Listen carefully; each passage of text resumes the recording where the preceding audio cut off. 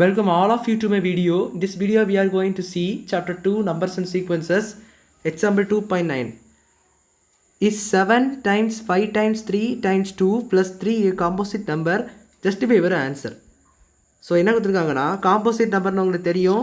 Prime number இல்லாத numbers எல்லாமே composite numbers தான். ஸோ இந்த நம்பர் ஒரு காம்போசிட் நம்பராக கேட்டிருக்காங்க. ஸோ இந்த ஆன்சரை நம்ம நியாயப்படுத்தணும்னு சொல்லியிருக்காங்க. ஸோ இது வந்து காம்போசிட் நம்பர் தான். This is a composite number. இது காம்போசிட் நம்பர் தான். நான் ஏன் அப்படி உங்களுக்கு ஸ்ட்ரைட்டாக சொன்னேன்னா, இது நீங்கள் பண்ணி பார்க்கும்போது ஆன்சர் பண்ணி சால்வ் பண்ணும்போது உங்களுக்கு தெரியும். 7 × 5 × 3 × 2 + 3 அப்படி கொடுத்துருக்காங்க.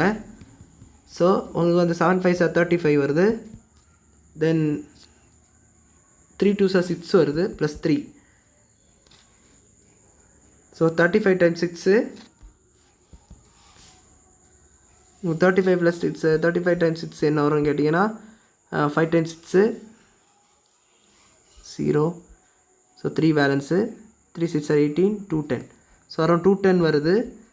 ஸோ இந்த 213 இது டிவிசிபிள் வர கரெக்டாக 3ஆல் டிவிசிபிள் ஆகும்.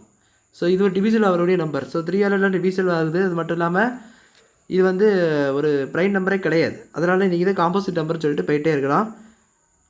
ஒரு டவுட் அது 3ஆல் அன்றைக்கி டிவைட் பண்ணி பார்த்தாலே எனக்கு தெரியும் இது ஒரு காம்போசிட் நம்பர் கிடையாது, இது ஒரு ப்ரைம் நம்பர் கிடையாது என்பது தெரியும். காம்போசிட் நம்பர் தான் உள்ளது தெரியும். ஸோ இந்த சம் உங்களுக்கு புரிஞ்சிருக்குன்னு நினைக்கிறேன். இது காம்போசிட் நம்பராக பார்க்கக்கூடியது தான். இந்த சம் உங்களுக்கு புரிஞ்சிருக்குன்னு நினைக்கிறேன். அவ்வளோதான் இந்த சம். வீடியோ பிடிச்சிருந்தால் லைக் பண்ணுங்கள், ஷேர் பண்ணுங்கள், சப்ஸ்கிரைப் பண்ணுங்கள். டவுட்ஸ் இருந்தால் கமெண்ட் செக்ஷனில் கேளுங்க. தேங்க்யூ.